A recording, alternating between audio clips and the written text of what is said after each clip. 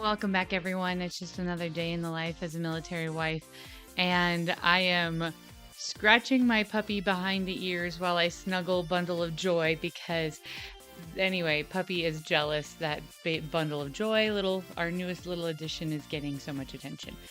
So, um, yeah, we're gonna have some fun today talking about military hospitals. As always, I'm your host, Sam Wolf, and you're listening to Life of a Military Wife.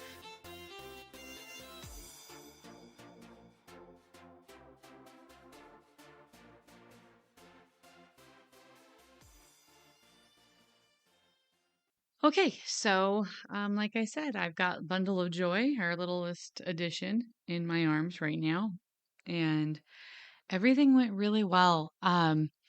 This was the second military hospital I've given birth at, third time giving birth in a military hospital. There were some differences and some things that have changed policy ways, or maybe it's just the fact that it was a different hospital.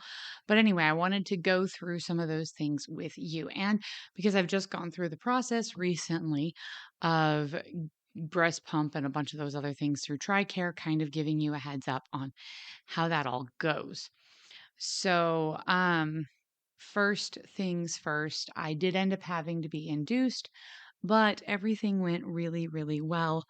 Everyone was super respectful about reading my birth plan and respecting my wishes with the birth plan.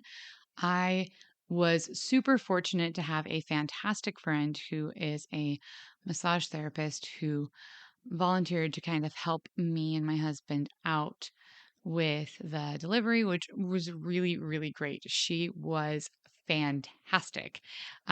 She was just as good as or better than any doula I could have gotten.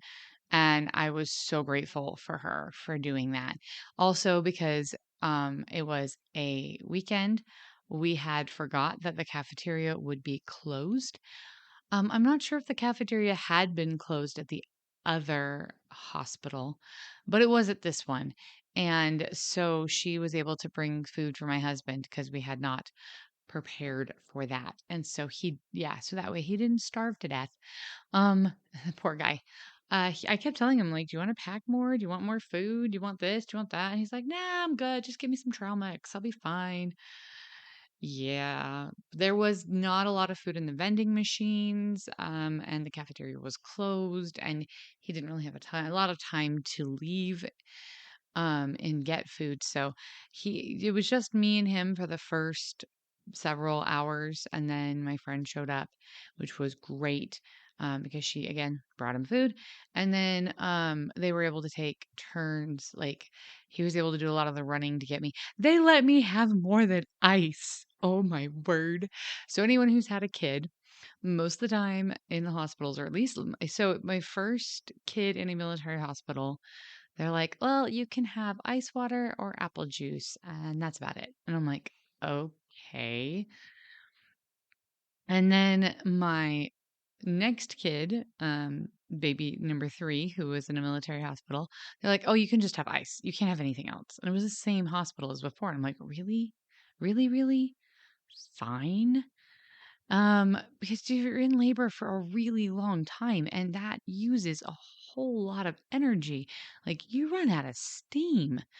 Anyway, I was super excited, super duper duper excited because this time they're like, oh yeah, you can have jello and you can have juice and you can have like a clear protein drink and you can have broth. And I'm like, what? I have options? This is fantastic.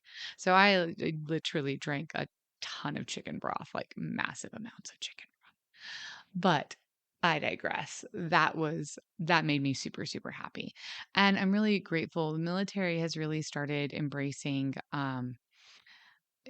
like just letting women do it as naturally as they want to. I mean, if you want an epidural, that's fine. If you all those other things, fine. I did not want Pitocin And because I was being induced, I was worried I'd have to have Pitocin.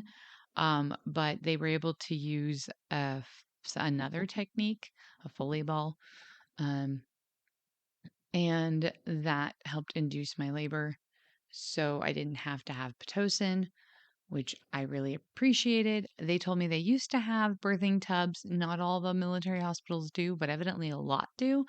This one got rid of them because they were a hassle to clean and they weren't used very often, so it was not effective. But they didn't have the birthing tubs, but they had birthing balls. And basically, if you don't know what a birthing ball is, it's just like one of those giant like yoga balls sort of things. But what it does is it allows you to sit in different comfortable positions during the first part of labor and really kind of just move around and get the contractions going and also just have different positions so that you're not just on the bed the whole time. And I did use that and I did love that and I did do walking around and other things to try to get it going.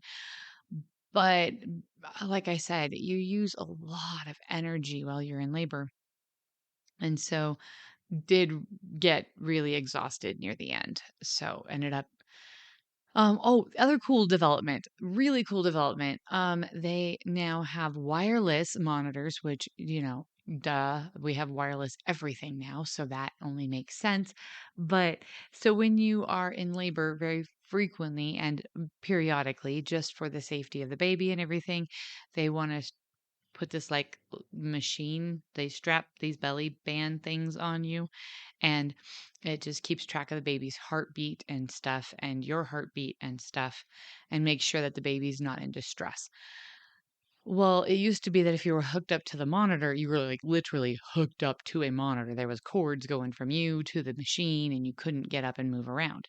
But now, because everything is wireless nowadays, they have wireless monitors. And so I was able to be monitored and still move around. It was fantastic. So that is something I was really, really excited about, that I did not expect. But I found out at about that day or two before I got induced. Like I was at my last doctor's appointment because I started asking lots of questions because I was like, let's just make sure I know what's going on. Also, one of the nice perks from us about being induced this time was I didn't go into labor at like midnight. So I was able to get up, get a shower, get breakfast, get a good night's sleep. Well, as good a night's sleep as you get, but like I was able to go to bed early enough that I got a good amount of sleep. My husband was able to get sleep, although he didn't sleep as well as he'd like, so he was still pretty tired. But it was better than all of our previous other times because we weren't sleep deprived, which was fantastic. And then, like I've had to do and with other kids, I didn't get an epidural, but I did get some painkillers to kind of take the edge off of things. And that really helped me out. So it's just everybody's going to be different. And I don't go into a whole lot of specifics on my exact delivery because it's not going to really help anyone. Every single child is different, and every delivery is different, and every woman is different. But knowing some of the basics on what they've got and what they don't. So, like, for example, if you're in there over the weekend, have a plan to have people bring food to your spouse because, yeah, the cafeteria probably won't be open. And the vending machines were like nearly empty because evidently at this hospital, they refill the vending machines on Monday. So come like Saturday afternoon, Sunday, they're like empty, empty. So that is a good thing to be aware of. Another thing that they did this time that they didn't do last time was they had a celebration dinner for us. I they had the option between chicken cordon bleu or steak and a lot of really fancy stuff for the mom for dinner. And I'm like, dude, that's kind of nice. So I don't, again, the other military hospital didn't do that. So I don't know if it's just this one that does that or if that's a new thing they've started doing, but whatevs. I was happy for it. Interesting things that they did have previously but didn't have this time. I love Tux pads. Witch hazel pads are fantastic. after you have babies. And I have always recommended those to mamas, new mamas. I buy them for most of my friends. Um, Evidently, I had some at home, but I didn't pack any because the hospitals always had them. Well, they didn't have them this time. They've been out of stock. And so one of my friends asked, "Hey, is there anything you need?" And I said, "Hey, I left this at home. Um, but it doesn't hurt to have." Sorry. Oh, I was yawning, but that's just how it is lately. Little sleep deprived, you can imagine with a new bundle of joy. But anyway, one of my friends was like, "Hey, can I get you anything?" I'm like, "Yeah, can you go get me text pads?" And she's like, "I checked 3 stores. No one has them." And I'm like, "Yeah, I've got some at home. Don't worry about it." So I had to wait till I got home to use them, but that's fine. They had the Perry bottle, they had the sitz bath, they had a lot of the other stuff that they have. Um, and just ask for those things. Oh my gosh, the other thing they have is they have these, because I mean, if this is TMI, I mean, I should have given the same thing I said before. P.S. What I'm saying is just my opinion on all this stuff. Please don't take it as medical advice. And second of all, um, yeah, I'm gonna be a little straight up. Fluids come out after you have a baby, so they can those massive like period pads that they've got. Well, you can also, they have ice pack ones, and those are my favorite. I love those because they just feel so good.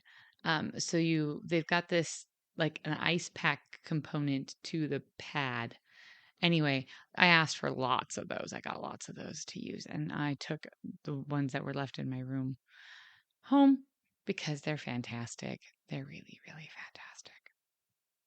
The other thing I'm really glad I did was I made a whole lot of protein muffins and I got a lot of body armor. That's what I like is body armor, but if there's another like sports drink with electrolytes that you like, go for it. Um, that just helps me a lot. It's just between feeding baby and dealing with stuff and just being exhausted and tired and you need to make sure you're keeping up your fluids and your nutrients levels.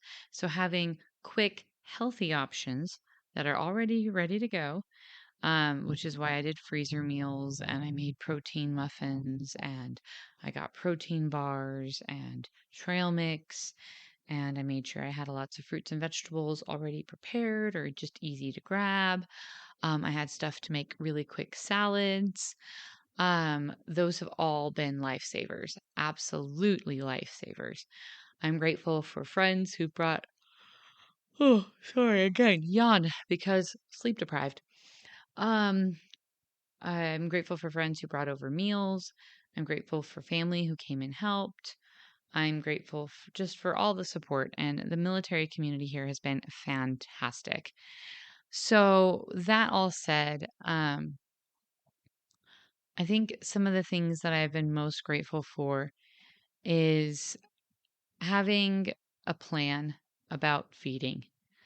Um, because, and I touched on this vaguely, and I'm not going to get into massive amounts of detail because it's my personal medical history, which I don't feel like I have to share. But in general, I have had to use a breast pump, and I've had to pump and then feed baby and babies in the past, and we've had to supplement with formula. And knowing in the past what I've had to do and what I've needed help with, and just going in with a plan, already having formula at home, already having bottles at home, already having a breast pump. So in your 36th week appointment, you can get a prescription from your doctor for TRICARE to cover a breast pump. And then, because maybe it was again sleep deprivation, you're just really tired at the end of pregnancy and the beginning of having a newborn. Just sleep is not a regular thing. You're just tired. So anyway, I was trying to figure out because I didn't write down right away the place to go to get the pump, which I should have while I was in the doctor's appointment, but I didn't. So yeah, write it down because you won't remember. Just if you're like me, you won't remember. So I ended up having to call TRICARE and they looked it up for me. So thank you to the people at TRICARE who answered their phones. But anyway, we picked up the prescription and no cost, got everything we needed. It didn't cover as much this time as it did last time. So 6+ years ago, when I had my previous youngest, because now I have a new youngest, um, it covered the pump, a carrying case, um, a case to put the milk in, and an ice pack, and replacement bottles, and nipple. Like it covered a lot. This time it didn't do that. It was just the pump, no carrying case, no refrigerating case for the breast milk, no ice pack for the breast milk. Um, it did give me freezer bags. They did give me freezer bags, and they gave me a couple bottles, no nipples, which that was had us scrambling to go buy nipples for the bottles. But we had those before we went to the hospital, thank goodness. And um, and it gave me extra replacement wiring and all that stuff.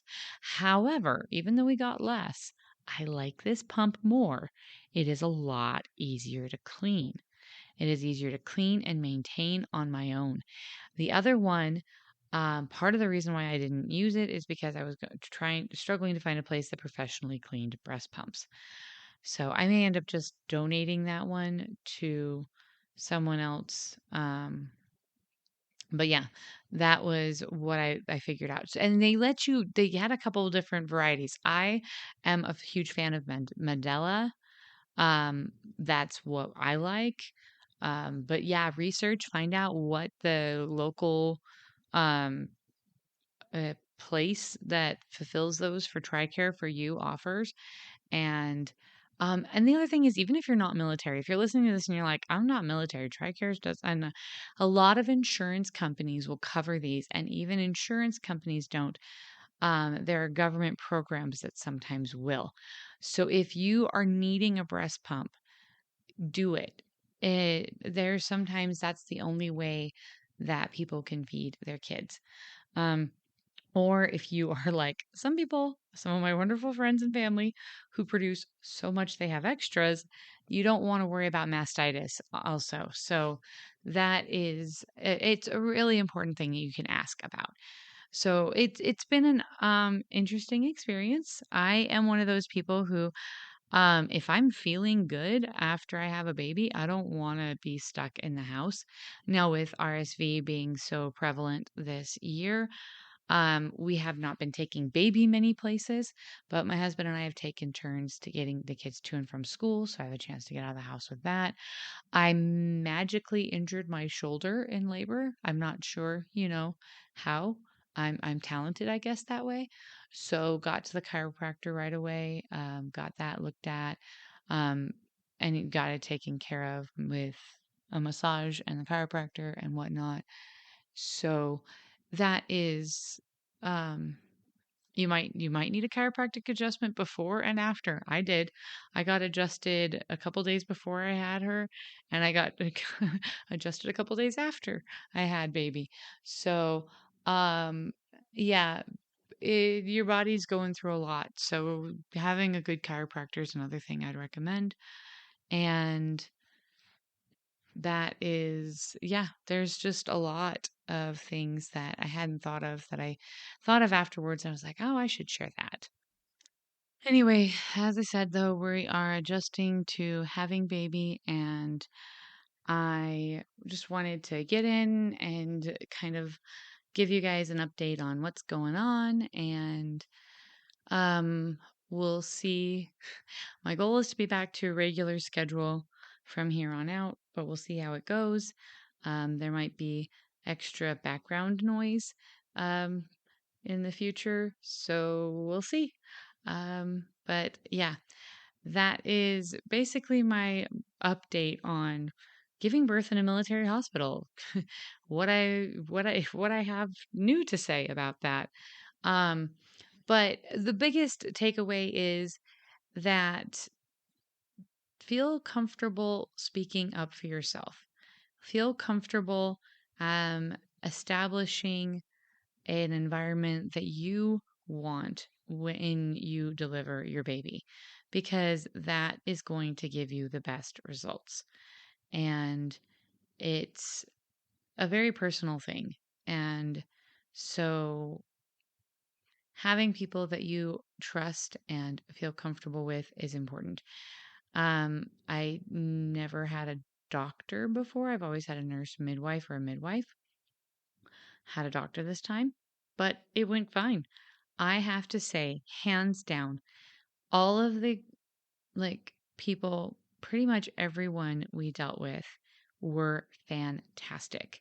They all read my birth plan. They all took it seriously. They asked me really good questions and were supportive and kind. They had a great sense of humor and were very respectful. And I thought it was absolutely wonderful. I would totally, I had a fantastic experience. I know lots of people who've given birth in the exact same hospital who've had an opposite experience. And so I feel very blessed that I had the amazing people I had. Um, and that's pretty much what I've got to say for this week. Going forward, it's going to be what it's going to be. There might be a little bit more background noise, like I was saying earlier, but we'll run with it. And if you have any questions, if there's any comments or questions or anything you would like to know more about in regards to giving birth in a military hospital, please feel free to message me those and I will do my best to address those. Or just comment on underneath this episode. And again, I will try to get to the replies as quickly as I can. Thank you guys for your understanding and patience with my 2 weeks off, and yeah, we're just I'm gonna enjoy my baby snuggles while I've got them, because newborn baby snuggles are the best. They are fantastic. So that said, I am your host, Sam Wolf, and you've been listening to Life of a Military Wife. See you later.